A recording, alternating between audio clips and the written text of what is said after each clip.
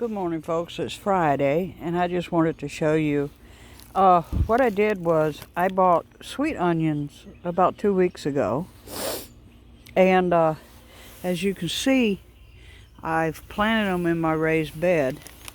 Now, some of them are probably just going to rot away. They were already starting to go bad anyway.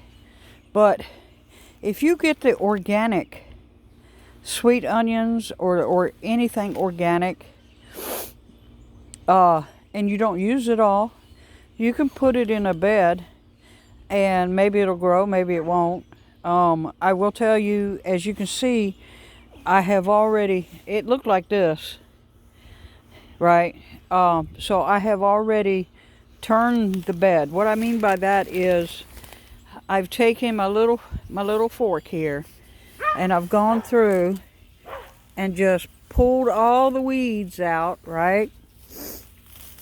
And then turned the dirt so that it's loose, right? Because you want loose dirt around your plants, okay? And if you don't have loose dirt around your plants, then they can't grow because the ground gets compacted too tight for the plants to be able to grow. So you don't want to pack it down real hard around the plant. You want it loose, right? So that it will grow.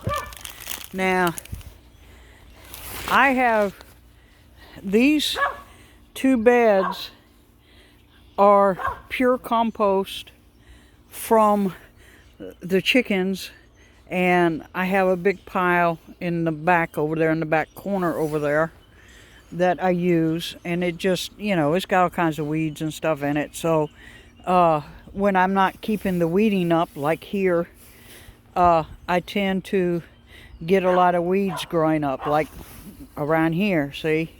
So I've got to go through and I've got to weed all these areas. Now, what I've done over here to kind of alleviate that is I've taken all the leaves from last year and just piled them up in here. And I still have some weeds that are trying to come up, but I have such a fairly good layer of leaves on top of my soil that, not a lot of weeds are coming up. So that's a little trick. And that's what I wanted to show you last week, what I was going to be doing. As you can see, I've got sweet onions coming up in the yard here. This is wild onion here, right? And I've got it coming up all over the place. And we got a mess going on up in here. So we're going to be busy. We do have the memorial service for my sister-in-law this weekend, so that's why I'm doing that this morning, is to give you an idea of what to do. Now, what I'll do with the garlic beds over here is I will turn the leaves into the dirt, and so it gives, like, I got a huge garlic right there. So it gives the soil nutrients. So you don't want to get rid of all of your leaves and stuff in your yard. My chickens are following me because they're like, oh, she's out. Is she going to let us out? So you don't want to get rid of all of the leaves in your yard. You want to leave some of them down. This helps your ground. And you see here we got all this coming up, right? And I've already seen a bunch of bumblebees out and honeybees out. I'm hoping I can find a honeybee nest, but we'll see. So that it helps the ground absorb water and keep water. And I have, my lawnmower is a mulcher, so when I finally cut my yard, You know, I'm leaving it a little bit tall right now for the bees so they can get some pollen and stuff. And you want to do that, you know, in early spring. That way the bees are healthy. And all of this right here, this is chickweed. So all of this is edible. So you can walk out in your backyard or in your front yard if you don't have a backyard, and you can find things that are edible right in your backyard. I do not use any kind of weed killer or any kind of pesticides in my yard. None. Okay? Everything here that I grow is absolutely, completely organic. I don't use anything which might go into my plants. Like this is my basil bed, and they're not coming up yet, so we're going to give them a little bit more time. So that's what you want to do. And just real simple. If you do buy produce, always buy the organic. The reason you want to do that is not only can you get seeds off of it, but you can also, if you don't use it all, like with the onions, then you can plant it. And maybe you'll get more. Now, the garlic out here, this is like my 9th year growing the garlic. And these 2 beds here are just for garlic. Now, this will give you an idea. Out of these 2 beds, last year I got 3 pints of roasted down, sliced roasted down, and ground down to powder garlic off of these 2 beds. And as you can see, they're doing very well. Now, when your garlic is growing, in early spring, you're going to have a flower stem come up right out of the middle here. I would suggest that you not let that grow very tall. You want to only keep a couple of them. I choose the biggest, healthiest plants every year, and I choose 4 of them, and I let them go to seed, and that's how I have all this garlic. Now, this is wild elephant garlic. I found this in the woods. This is all wild elephant garlic. This is not any garlic that I bought. I went out in the woods. I knew what I was looking for. I found a couple garlic plants. I planted them, and I left them alone for 2 years. And for those first 2 years, I didn't do anything to these 2 beds.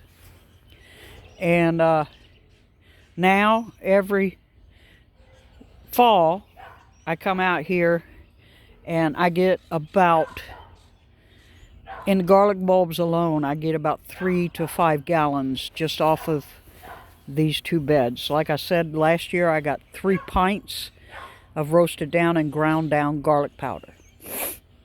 Very simple to do. Garlic will grow even in weeds. As you see here, I got weeds in this bed just completely coming up everywhere, right? The chickweed is everywhere. Chickweed and I don't know what these little purple flowers are, but I'm sure somebody will know. But I let it go to seed. And as you can see, it will spread. That's why I have the post here and I have the cement blocks. It's trying to keep the garlic in the beds because it will spread out. Now, what I have over here, which is not doing as well as that garlic, this is garlic I bought in the store, which is why it's way over here, right? So this is garlic I bought in the store. It was organic garlic, and I planted it in this little planter. And as you see, they're coming up fine. So just, you know, whenever you go and buy something, like let's say you're gonna buy cucumbers. Well, if you get the organic cucumbers, you can take the seeds from that organic cucumber, let them dry, and then go plant them. And you'll have cucumber plants. And then you can start your gardening that way. I would highly recommend, if you've never grown anything, to start with like cucumbers or pole beans. Okay? Cucumbers really don't require that much attention, just as long as you've got good soil. Now, let's talk about soil. Now, I have chickens, obviously, so I can sit there and I can get, when I clean the run and I clean the chicken coop, which I've got to do this weekend, I take all of that and put it in a pile in the back. Now, the reason for that is, I have found that if I put that directly on my beds, it burns my plants. What I mean by that is the plants will die. Okay, it'll kill the plants. But if I go and I put it back there and I just let it sit back there for a couple years with the weather, then it becomes good compost and I can use that. Now, if you don't have chickens, before I got my chickens, what I would do is I would go either to Walmart or Home Depot or Lowe's, and I would buy a couple bags of topsoil and a couple bags of what is called black cow manure. So I would take 2 bags of topsoil to 1 bag of black cow manure.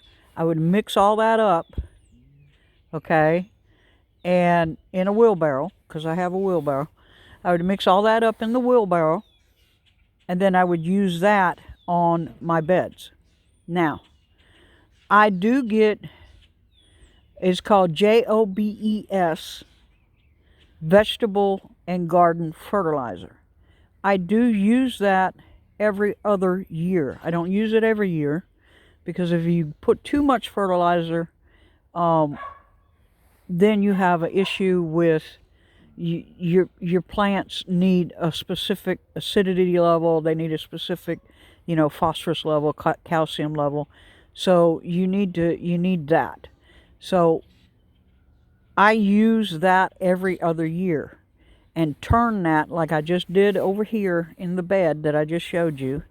I turn that into the soil and I let it sit for about a week to 2 weeks before I ever plant my seedlings. Now I start my seedlings in the house, and then I bring them out on the porch during the day and bring them back in the house at night to harden them off before I plant them in the ground. That seems to work fine for me. If you don't want to do that and you just want to plant directly, you want to wait after you've put the dirt in your raised bed and you've got the fertilizer in there. And you can check with your local garden supply store. They can tell you exactly what kind of fertilizer you need to get for what. I'd let it sit for a week at minimum before I ever plant a seed in it. And part of that is so that the fertilizer breaks down and saturates the soil. Okay, because when you get your fertilizer, it's going to be either in pellet form or powder form, and it needs to break down, for a couple days before it's actually in the soil. So I use that. Now, I also have fruit trees that I got from Stark Brothers. That's the only place that I have bought fruit trees where they actually have survived transportation to my house. So I highly recommend that you go look at them if you're looking for a fruit tree. Now, with fruit trees, Stark Brothers does sell a fertilizer specifically for citrus trees. Now, I fertilize my fruit trees 3 times a year. They say only do it once a year, but I do it 3 times a year because most of my soil that's just regular ground, is sand, because I live, right here on the coast. So I have a lot of sand here. All right. Which is why I compost everything back into the soil, because I'm trying to build my soil up. So I fertilize my trees 3 times a year. Once in the spring, which I've already done.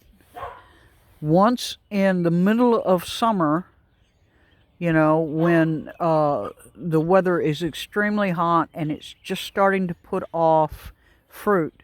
I found that if I do that, when I first see the blossoms coming out for the fruit, and it's starting to turn into fruit, I find that I get more doing it that way than if I don't. And then once in the fall, just to get it through the winter. So I will say this: if you have squirrels, you're going to need squirrels and birds, and you have fruit trees, you're going to need to get netting. Okay, I don't do that here because it's just me. So if I get 1 or 2 pieces of fruit off my fruit trees, I'm happy, right? But you want to do that, okay? And that's what we got going on here. And as you can see, I'm just kind of chilling out. Took today off because I got family coming in around noon today. So it's just going to be an absolute crazy house here in a couple hours. So if you don't hear from me this weekend, that's what's going on with me. We have family coming in for the funeral, and we're going to be very busy with family and doing things like that. Okay, and that's it. Bicycle.